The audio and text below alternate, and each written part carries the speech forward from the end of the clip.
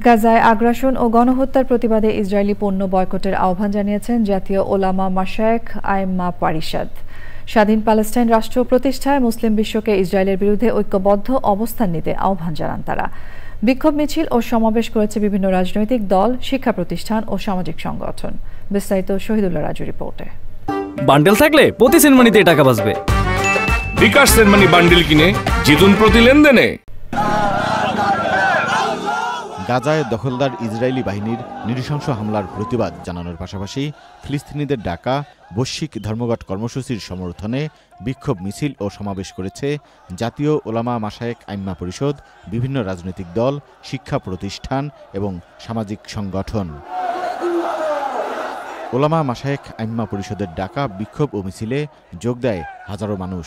মিছিলটি জাতীয় মসজিদ বাইতুল মোকাররমের উত্তর গেট থেকে শুরু করে পল্টন প্রেস ক্লাব হয়ে শাহবাগে গিয়ে শেষ হয়। এর আগে জোহরের নামাজের পর জাতীয় মসজিদ বাইতুল মোকাররমের উত্তর গেইটে সমাবেশ করে তারা।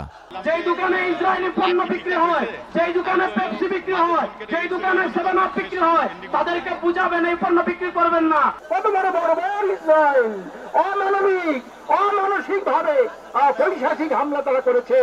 নারী, শিশু, হাসপাতালের ডাক্তার তারা গুলিতে হত্যা করেছে।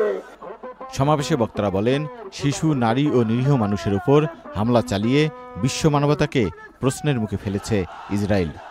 কেন আমরা পশ্চিমবঙ্গের ব্যাপারে সোচ্চার নেই? আমাদের উচিত হবে তাদের সকলের সাথে বন্ধুত্বপূর্ণ সম্পর্ক ছিন্ন করা। প্রত্যেকটা মুসলিম কান্ট্রি থেকে ইসরায়েলের সাথে যাবতীয় কূটনৈতিক তৎপরতাকে ছিন্ন করা।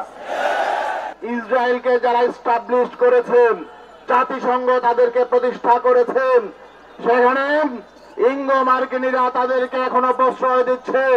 আমরা তাদের স্বার্থেও আঘাত হানতে চাই। রাজধানীর তেজগাঁও, রামপুরা, নতুন বাজার, শাহবাগ, সায়েন্স ল্যাব, মিরপুর, মোহাম্মদপুর, উত্তরাসহ বিভিন্ন এলাকায় ইসরায়েলি আগ্রাসনের প্রতিবাদে বিক্ষোভ মিছিল ও সমাবেশ হয়েছে। Shahidullah Raju, channel I, Dhaka.